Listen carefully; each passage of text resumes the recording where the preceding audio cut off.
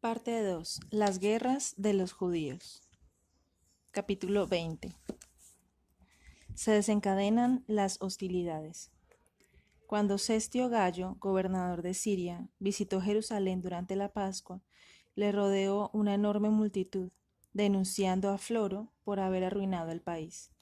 Floro, que estaba a su lado, se burló de sus protestas, pero Cestio prometió al pueblo una mayor moderación de parte de Floro en el futuro, y se volvió a Antioquía.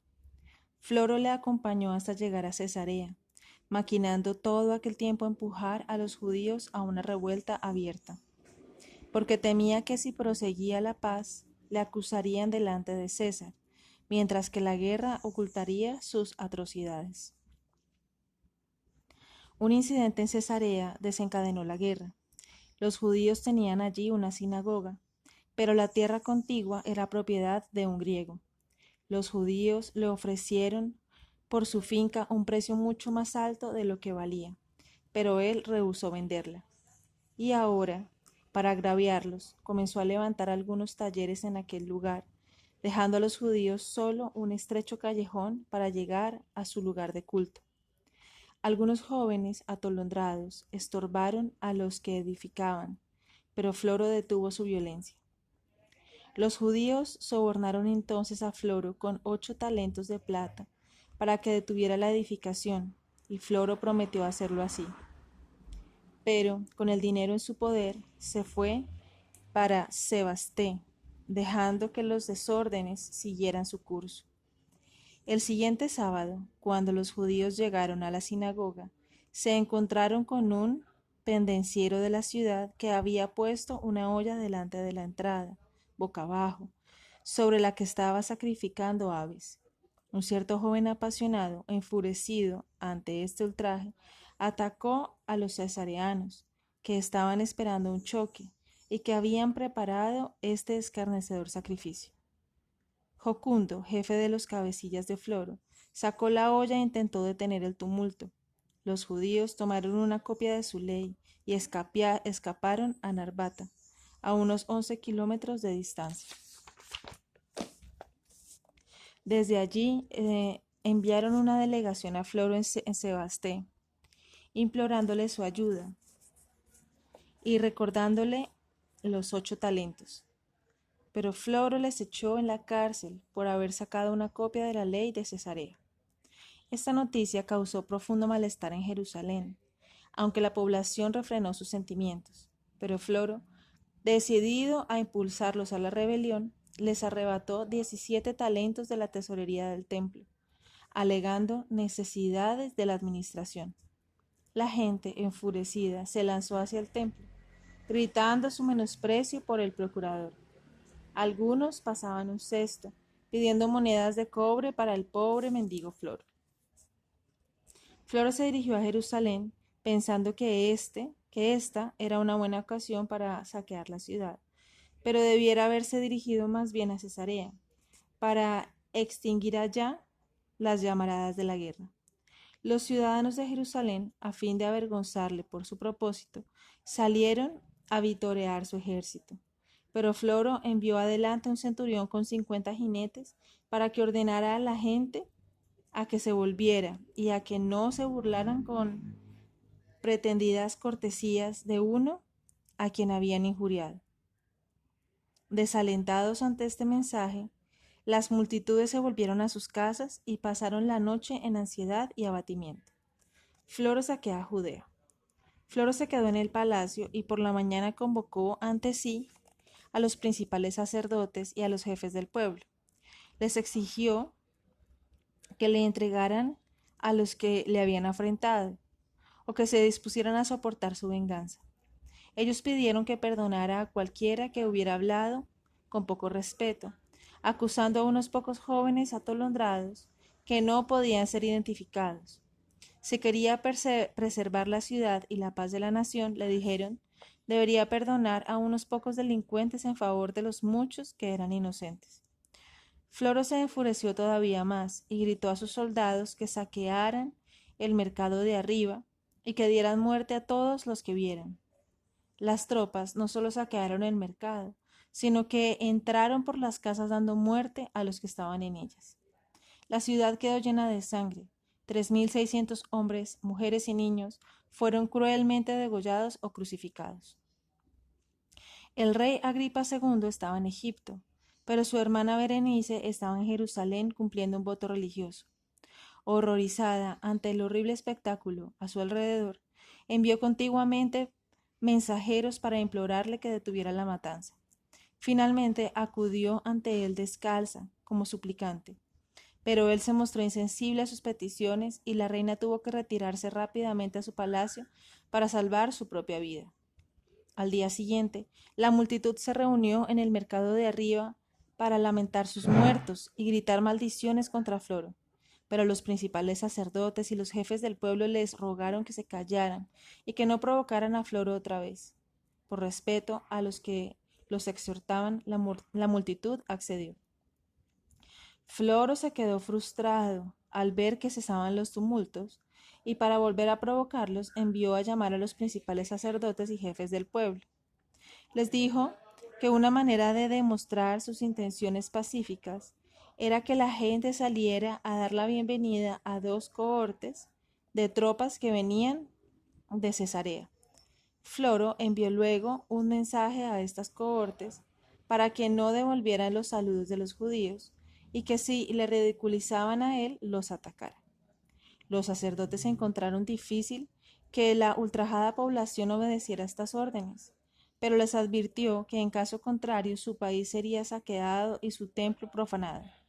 La gente accedió al fin y salieron a recibir a las tropas, a las que saludaron. Al no venir respuesta alguna de parte de las cohortes, algunos judíos rebeldes comenzaron a gritar contra Floro. Las tropas los rodearon y los atacaron con garrotes, mientras que la caballería perseguía y atropellaba a los que huían. Muchos cayeron bajo los golpes de los romanos, pero más todavía fueron aplastados y muertos en la desbandada hacia las puertas de la ciudad, cuando todos trataron de entrar en ella. Las tropas se precipitaron contra el pueblo, intentando apoderarse del templo y de la torre Antonia. Floro y sus hombres se lanzaron fuera del palacio e intentaron llegar a la fortaleza, pero se vieron impedidos por el pueblo, que obstruyó de tal manera las calles que no pudieron abrirse paso, mientras que otros atacaban a los romanos desde los tejados. Floro se retiró al palacio, pero los rebeldes judíos, temiendo que pudiera volver a apoderarse de la torre Antonia para conquistar el templo, obstruyeron los pórticos que unían los 2 edificios. Impedido ahora de saquear los tesoros del templo, Floro les dijo a los jefes de la ciudad que se iba, con la promesa de que mantendrían la paz. Dejó una corte con ellos y se volvió a Cesarea con el resto de sus fuerzas. Agripa intenta evitar la guerra. Para conseguir una razón para nuevas hostilidades, Floro envió un informe a Cestio Gallo, acusando falsamente a los judíos de rebelión y acusándoles de aquellos mismos crímenes de que en realidad habían víctimas. Los magistrados de Jerusalén también escribieron acerca de los ultrajes cometidos por Floro, como también lo hizo Berenice. Cestio envió a uno de sus tribunos, Napolitano, Policiano, en la edición de Clie, para que investigara el estado de cosas en Jerusalén. De camino se encontró con el rey Agripa en Jamnia, el cual estaba de vuelta de Egipto y le informó de su misión. También llegó a Jamnia una delegación de sacerdotes y de jefes del pueblo, para dar la bienvenida al rey. Después de presentarle sus respetos, los delegados lamentaron sus calamidades e informaron de la crueldad de Floro. Agripa, aunque simpatizaba con ellos, ocultó diestramente su compasión para no alentarlos a la venganza.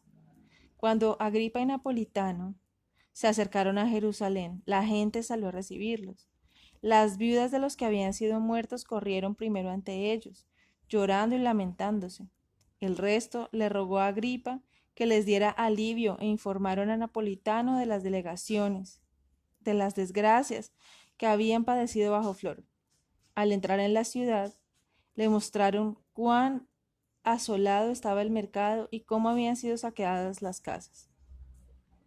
Napolitano pasó por la ciudad y encontrándola en paz fue al templo y encaminó a la población por su lealtad a los romanos.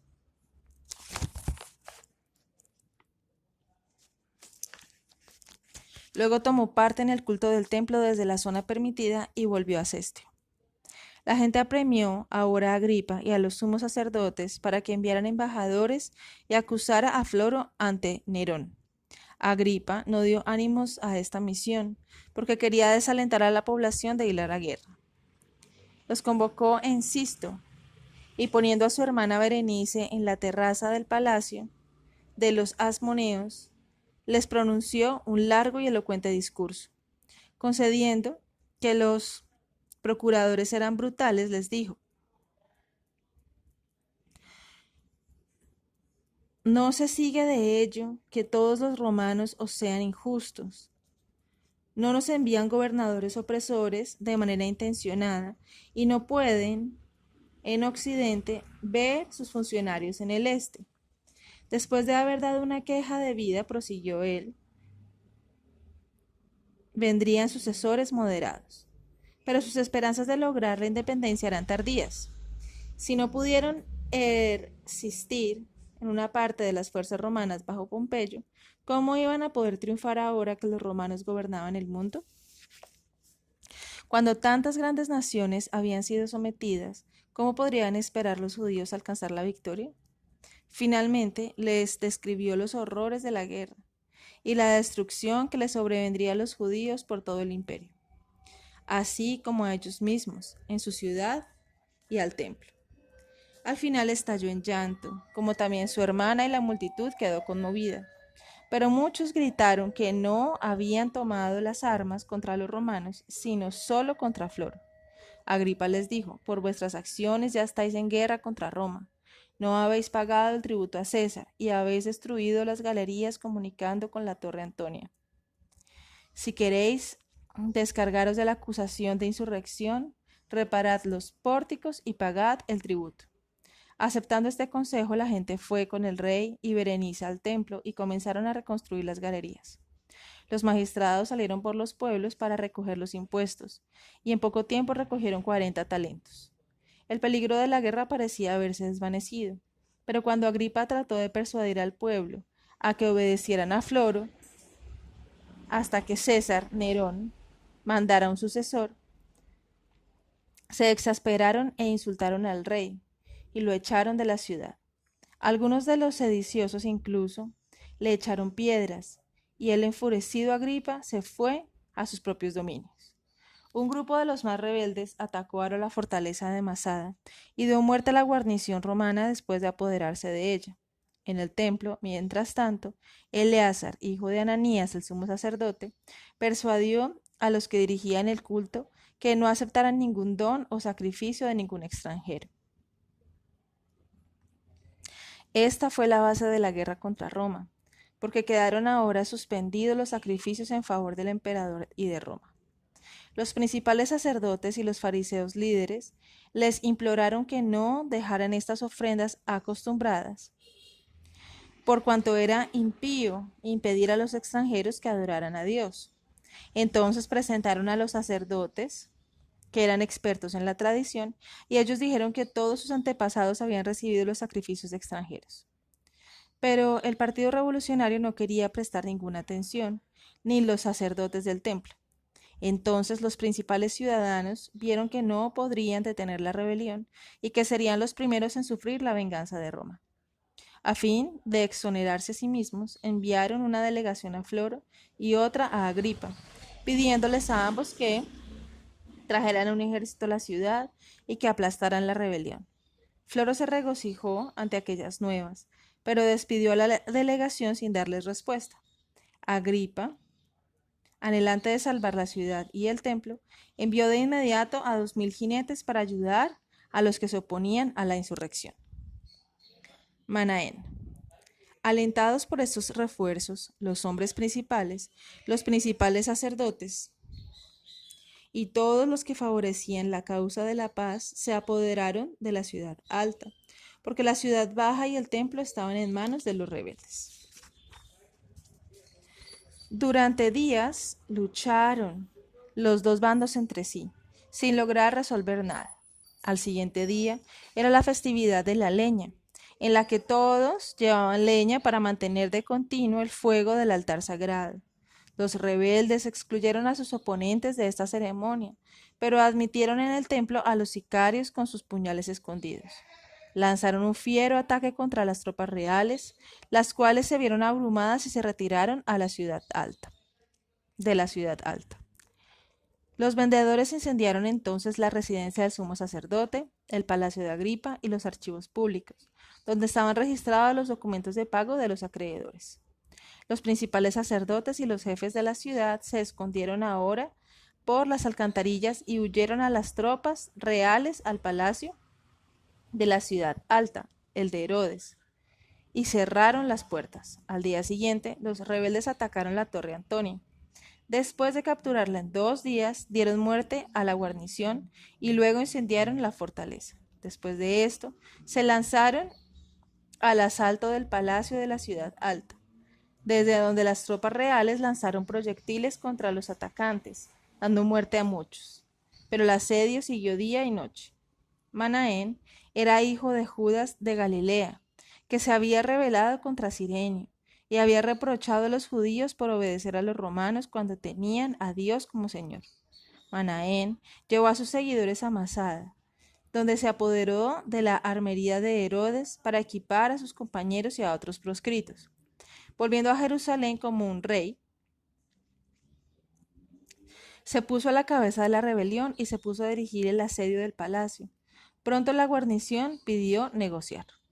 Los rebeldes concedieron salvoconducto a las tropas reales, que se retiraron, dejando a sus aliados romanos en una situación desesperada, hasta que se retiraron a las 3 torres fuertes construidas por Herodes el Grande, conocidas como Hípico, Fasael y Mariam. Los hombres de Manaén irrumpieron entonces en el palacio, matando a todos los que quedaban, e incendiaron el cuartel. Al día siguiente, el sumo sacerdote Ananías y su hermano Ezequías fueron descubiertos, escondiéndose cerca del canal de los terrenos del palacio, y fueron muertos. Manaén, ensoberbecido por su éxito, se convirtió en un tirano insoportable. Eleazar y su partido decidieron que, habiéndose rebelado contra los romanos en busca de la libertad, no debían sacrificar esta libertad a un déspota de más baja cuna que ellos. Este partido atacó a Manaén en el templo, a donde había ido a devorar vestido de ropas regias. Todos los que fueron encontrados fueron muertos, entre ellos Manaén, que fue sacado a rastras desde un escondrijo y ejecutado en público después de todo tipo de tormentos. Unos pocos pudieron escapar a Masada, incluyendo otro Eleazar, que era un pariente de Manaén y que luego fue un déspota en Masada. La gente tenía esperanzas de que la muerte de Manaén pondría fin a la revuelta, pero Eleazar y su partido intensificaron el asedio de manera tan vigorosa que Metelio, el comandante de la guarnición romana, ofreció dar sus armas y sus propiedades a cambio de sus vidas. Se accedió a esto y Metelio dirigió a sus hombres hacia abajo. Pero tan pronto como hubieron entregado las armas, fueron todos brutalmente masacrados, a pesar de sus gritos de el pacto y los juramentos. Solo Metelio escapó con la promesa de hacerse judío y circuncidarse. Esta horrible acción hizo inevitable la guerra, y los moderados se dieron cuenta de que tendrían que sufrir por este crimen de los insurgentes. Esta atrocidad fue tanto más horrible cuanto tuvo lugar en sábado.